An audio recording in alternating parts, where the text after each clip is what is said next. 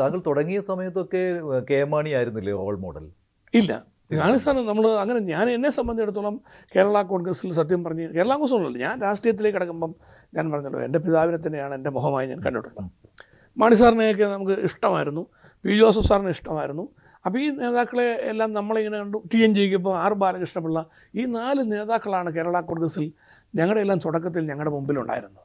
അപ്പോൾ അവരോടെല്ലാം സ്നേഹപൂർവ്വം ഇങ്ങനെ അടുത്തിടപെട്ട് കൂടുതൽ പരിചയപ്പെടാനും ഒക്കെ അവസരം കിട്ടിയപ്പോൾ വ്യക്തിപരമായി പിന്നെ ഞാൻ ഏറ്റവും ഇഷ്ടപ്പെട്ടത് ശ്രീ പി ജോസഫ് സാറിനെയാണ്.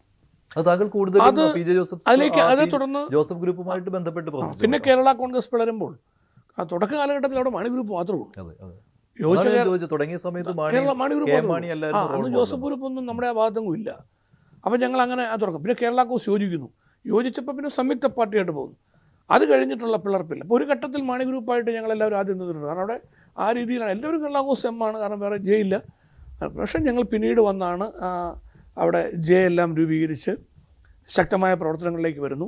പിന്നീടുള്ള കേരള കോൺഗ്രസ് പിളർപ്പിൽ പി ജോസഫ് സാറിൻ്റെ കൂട്ടത്തിൽ നിലപാടെടുക്കുന്നു.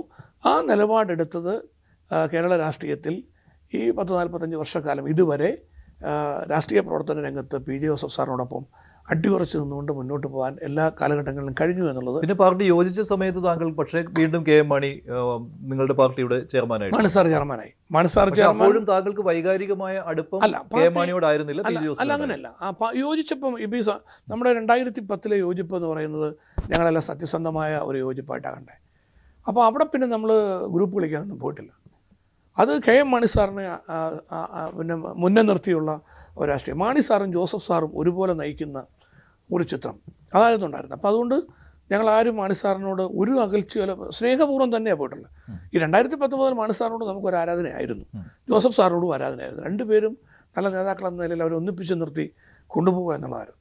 അത് പല ഘട്ടങ്ങളിലും സത്യം പറഞ്ഞാൽ പിളർപ്പിൻ്റെ അവസരങ്ങളുണ്ടായിട്ടുണ്ട്. അപ്പോൾ എല്ലാ തവണ ഇപ്പോൾ കേരള കോൺഗ്രസ് രാഷ്ട്രീയത്തിൽ ഈ കഴിഞ്ഞ വർഷങ്ങളിൽ എനിക്ക് തോന്നുന്നു ഒരു 90 മുതൽ അല്ലെങ്കിൽ ഒരു 85 മുതൽ താങ്കളുണ്ട് എല്ലാത്തിനും ദൃക്സാക്ഷിയായിട്ട്.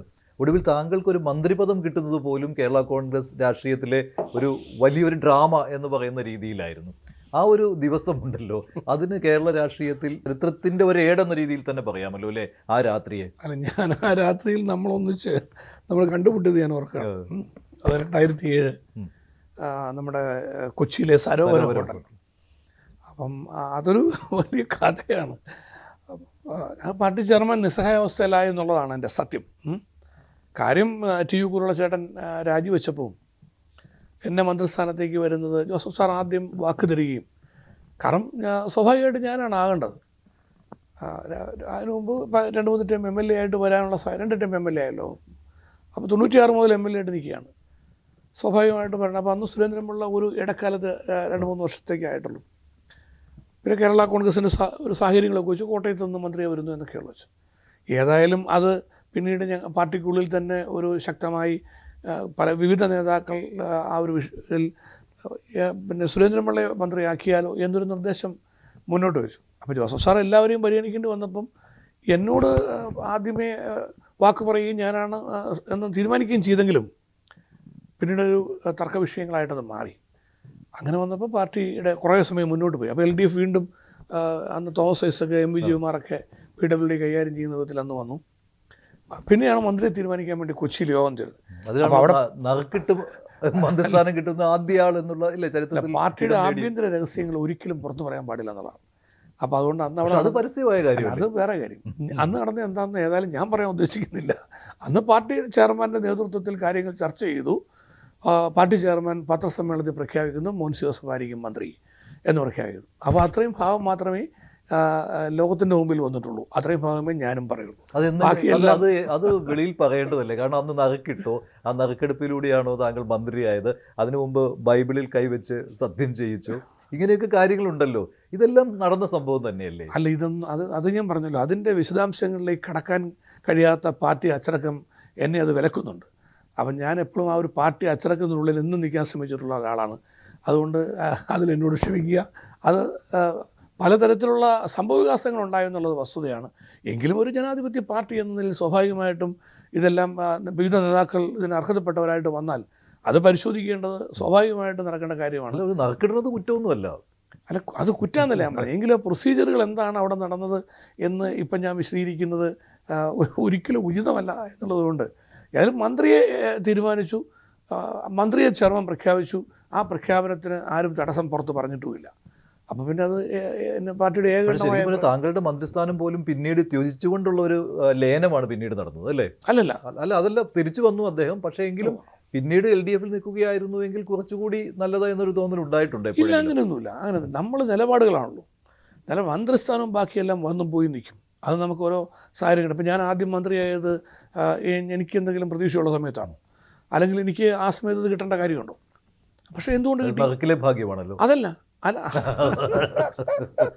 കിട്ടാതെ പോയാൽ എന്ത് ചെയ്യും? സ്ഥാനം പാർട്ടിയല്ലേ തീരുമാനിക്കുന്നത്. ഇപ്പം എനിക്കല്ലെന്ന് പറഞ്ഞാൽ ഞാൻ എന്ത് ചെയ്യും? അപ്പോൾ അതുകൊണ്ട് കിട്ടിയെന്ന് പറയാം. അപ്പോൾ അതൊക്കെ അപ്രതീക്ഷിതമായി വരുന്നതോ സ്വാഭാവികമായി വരുന്നതോ എല്ലാം കാണാം, രാഷ്ട്രീയമാണ്. പക്ഷേ നിലപാട് നമ്മളെടുത്തത് കേരള കോൺഗ്രസ് യോജിപ്പിൻ്റെ സമയത്താണ്. ഞാൻ മന്ത്രിസ്ഥാനം മാറുന്നത് PJ ജോസഫ് സാറ് വീണ്ടും അദ്ദേഹത്തിൻ്റെ തിരികെ വന്നപ്പോഴാണ്. അപ്പോൾ അദ്ദേഹം വന്നപ്പോൾ ആ നിമിഷം തന്നെ രാജിവെച്ചു. അദ്ദേഹം മന്ത്രിസ്ഥാനത്തേക്ക് വരുന്നു. കുറച്ച് കഴിഞ്ഞപ്പോഴാണ് കേരള കോൺഗ്രസിന് യോജിപ്പെന്ന വിഷയം വരുന്നത്. അപ്പോൾ KM മാണി സാറും PJ ജോസഫ് സാറും ഒന്നിച്ച് പോകാനുള്ള തീരുമാനത്തിലേക്ക് വന്നപ്പോൾ പാർട്ടിയുടെ നേതൃത്വം ആലോചിച്ചു, LDF വേണോ UDF വേണോ? അപ്പം UDF നിൽക്കാമെന്നുള്ള നിലപാടിലേക്ക് വന്നു. അത് KM മാണി സാറിൻ്റെ കൂടി ഒരു പ്രപ്പോസലായിരുന്നു, UDF നിൽക്കാം. നിങ്ങൾ ഒരു ഘട്ടത്തിൽ കടുത്തുരുത്തിയിൽ നിന്ന് മാറുവാൻ ആലോചിച്ചിരുന്നോ? ഇല്ല. അങ്ങനെ വാർത്തകളുണ്ടായിരുന്നു അന്ന് തിരഞ്ഞെടുക്കുമെന്നൊക്കെ? ഇല്ല, ഞാൻ ഏറ്റുമാനൂർക്കാർ എപ്പോഴും ആവശ്യപ്പെടുമായിരുന്നു ഏറ്റുമാനൂർ മത്സരിക്കാനായിട്ട് വരുന്നതിനെ കുറിച്ച് പറയാൻ സ്വാഗതം ചെയ്തിട്ടുണ്ട്. നല്ല ഭൂരിപക്ഷത്തിൽ BJP എപ്പോഴും പറയുന്ന ഒരു സാഹചര്യം ഉണ്ടായിരുന്നു. കടുത്തുരുത്തിയിലേക്ക് വരുമെന്നുള്ളൊരു അഭ്യൂഹം ഉണ്ടായിരുന്നു ഇടയ്ക്ക്. ഞാൻ സ്വാഗതം ചെയ്തല്ലോ. അത് വരുമെന്ന് പറഞ്ഞപ്പോൾ ഞാൻ പറഞ്ഞു കുഴപ്പമില്ല, മത്സരിക്കാം. ഞാനതിന് അതിൻ്റെ പേര് കടുത്തുരുത്തിയിലേക്ക് മാറുന്നു ഞാൻ പറഞ്ഞിട്ടില്ല. ഞാൻ നിലപാട് കോട്ടയത്ത് പത്രസമ്മേളനത്തിൽ പറഞ്ഞു, എൻ്റെ തട്ടകം കടുത്തുരുത്തിയാണ്. കടുത്തുരുത്തിയിലെ ജനങ്ങൾക്ക് എന്നെ തുടർന്ന് MLA ആക്കാനാണ് നിലപാടെങ്കിൽ ഞാൻ ജയിക്കട്ടെ, എന്നെ ആക്കും. എൻ്റെ ഉറച്ച വിശ്വാസം ഞാൻ തന്നെ കടുത്തുരുത്തിയിൽ നിന്ന് ജയിച്ചു വരും എന്നുള്ളത് തന്നെയാണ് എന്ന് ഞാൻ അന്നും പറഞ്ഞിരുന്നു. അപ്പോൾ അദ്ദേഹം വരുവാണെങ്കിൽ അദ്ദേഹം വരട്ടെ, അദ്ദേഹം മത്സരിക്കട്ടെ. പക്ഷേ അദ്ദേഹം പാലാ വിട്ട് കടുത്തുരുത്തിക്ക് പോരുമോ? ഞാൻ കരുതുന്നില്ലെന്നും പറഞ്ഞു. അദ്ദേഹം സ്വന്തം തട്ടകം വിട്ടിട്ട് കടുത്തുരുത്തിലേക്ക് പലായനം ചെയ്തു എന്ന് പറയുന്നത് അദ്ദേഹത്തിന് ക്ഷീണമായിരിക്കില്ലേ എന്നൊരു ചോദ്യം സമൂഹത്തിന് മുമ്പിലുണ്ട്. എങ്കിലും ഞാനത് ചോദിച്ചില്ല. ഞാനത് അദ്ദേഹം വരുവാണെങ്കിൽ അദ്ദേഹം വരട്ടെ, അദ്ദേഹവുമായിട്ട് മത്സരിക്കുക എന്നതേ ഉള്ളൂ. അങ്ങനെ ഒരു മത്സരത്തിലും തീർച്ചയായിട്ടും ജനങ്ങൾ എന്നെ വിജയിപ്പിക്കുമെന്ന ആത്മവിശ്വാസം എനിക്ക് കടുത്തുരുത്തിക്കാരൻ എന്ന നിലയിൽ ആ ജനങ്ങളുടെ കൂടെ എപ്പോഴും നിൽക്കുന്നത് കൊണ്ട് ആ ജനവിഭാഗം എന്നെ കൈവിടില്ല. ഇപ്പോൾ കേരള കോൺഗ്രസ് ജോസഫിൽ ഒരു തലമുറ മാറ്റം വന്നു കഴിഞ്ഞല്ലോ. ഇപ്പോൾ അപ്പു ജോൺ ജോസഫ് പാർട്ടിയുടെ സ്റ്റേറ്റ് കോർഡിനേറ്ററായിട്ട് വന്നു കഴിഞ്ഞു. ഇതേ സമാനമായ ഒരു സാഹചര്യം മാണി ഗ്രൂപ്പിലും ഉണ്ടായിരുന്നല്ലോ ഒരു ഘട്ടത്തിൽ. പക്ഷേ അന്നൊക്കെ ഈ മാണി ഗ്രൂപ്പിൽ കണ്ടുവന്നിരുന്നത് ഇപ്പോൾ അധികാര സ്ഥാനത്തേക്ക് ജോസ് കെ മാണി വരുന്നതായിരുന്നു. അപ്പോൾ സ്വാഭാവികമായിട്ടും ഇപ്പോൾ അധികാര സ്ഥാനത്തേക്ക് അപ്പു ജോൺ ജോസഫ് വരണം. പക്ഷേ അദ്ദേഹം അതിന് അങ്ങനെ ഒരു താല്പര്യം കാണിക്കാതെ താങ്കൾ തന്നെ തുടർന്നോട്ടെ എന്നുള്ളൊരു നിലപാട്. കൂടുതൽ വാർത്തകൾക്ക് News 18 കേരളം യൂട്യൂബ് ചാനൽ സബ്സ്ക്രൈബ് ചെയ്യുക.